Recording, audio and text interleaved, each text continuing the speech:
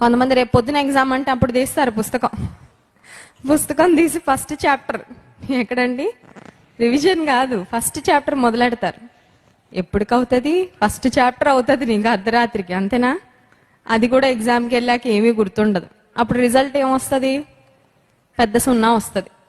ఆ తర్వాత మళ్ళీ నువ్వు ప్రిపేర్ అవ్వాలి, సప్లిమెంటరీలు రాసుకోవాలి. చాలాసార్లు ప్రయర్ ప్రిపరేషన్, సిద్ధపాటు ముందు లేకపోతే కరెక్ట్గా సమస్య వచ్చినప్పుడు మనము నిలబడలేము. అందుకే దేవుడు అంటాడు, మీరు శోధనలో ప్రవేశించకుండానట్లు మెలకువగా ఉండి ప్రార్థన. కొంతమంది అంటారు, శుక్రవారం ప్రార్థనకు వస్తామండి, కానీ ఓ పెద్ద శోధన రానివ్వండి, అప్పుడు వచ్చేస్తాం పరిగెత్తుకొని. దేవుడు అంటున్నాడు, నీకు శోధన ఇంకా రాలేదు, వస్తుంది, ఎప్పుడో వస్తుంది, అన్ఎక్స్పెక్టెడ్గా వస్తుంది. బట్ దాని కొరకు ముందుగానే ప్రిపరేషన్గా ప్రతి శుక్రవారం నువ్వు ప్రార్థనలో గడుపు. హల్లెలూయా.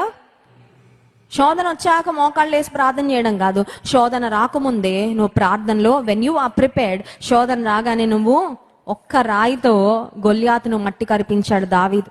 అక్కడికి వెళ్ళి ట్రయల్స్ వేసుకోలేదండి.